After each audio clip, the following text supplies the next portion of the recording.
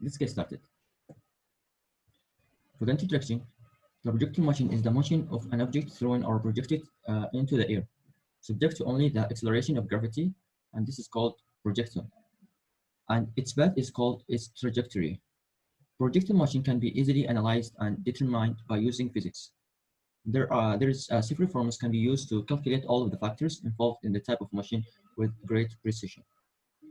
Knowing particles' velocity and distance from the Earth, we can easily predict where the particle will fall. The projectile motion is a very common notion and is seen in real life in many applications.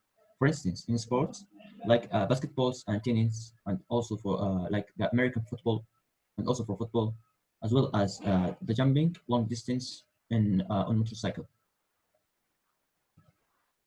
A simple sketch of basketball, as we can see from here, the gravity. The most dominating force acting on basketball in flight is gravity. It is a force that acts always vertically on the basketball, as the earth falls straight down. As we can see here, the force gravity.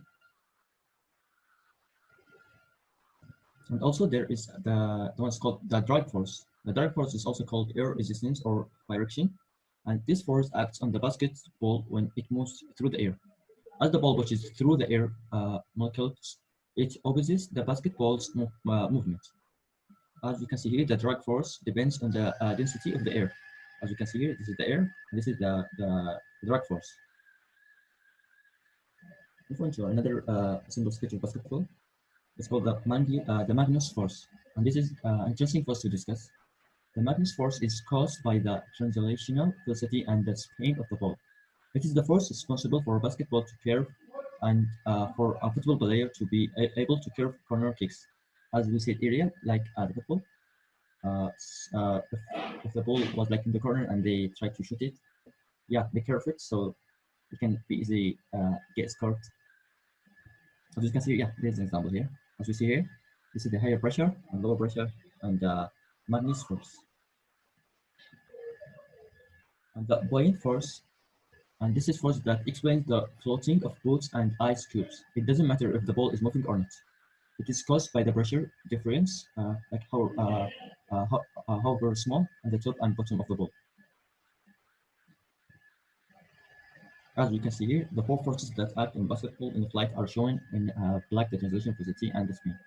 Rotational velocity are shown in blue. Here we have like a general equation. We have here a cannon that shoots a pole to here.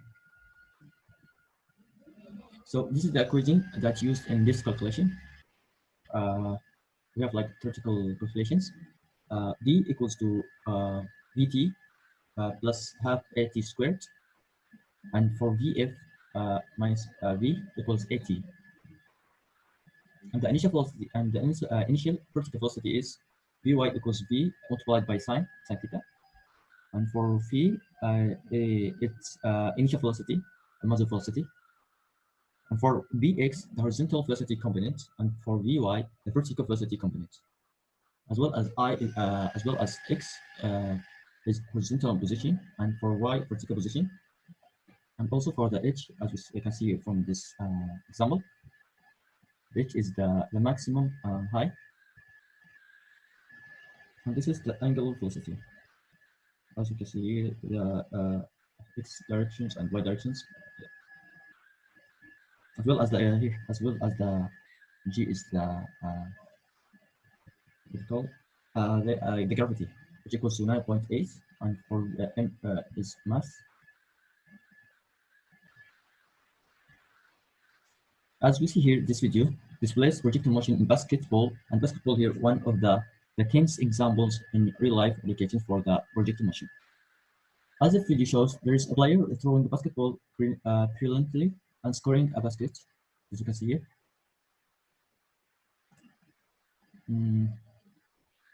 Initially, I can see.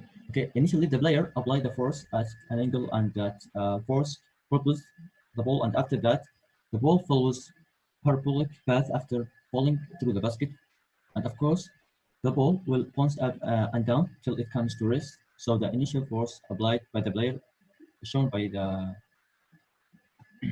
as we can see here, the various force, as we can say, the, what is it called? By the arrow acting at an angle that causes an initial velocity vector, yellow arrow at an angle. And now, after the ball is released, the player is no longer applying and force, and the only force on the ball is its weight.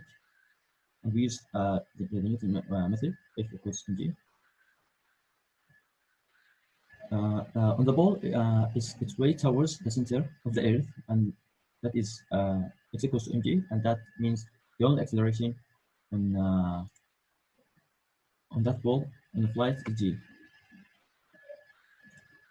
You can see here there's no acceleration on the ball, and also in the horizontal direction. So we resolve the yellow arrow in two directions at the top of the flight, and the ball has reached its maximum height. And there is no vertical velocity, there is only horizontal velocity. At the end, as the ball nears of the basket, you can see the yellow arrow pointing downwards, so the resultant velocity is down to the basket. And this is my end of my presentation. Thank you for watching, and I hope that you have learned a lot of things about projectile motion. Thank you so much.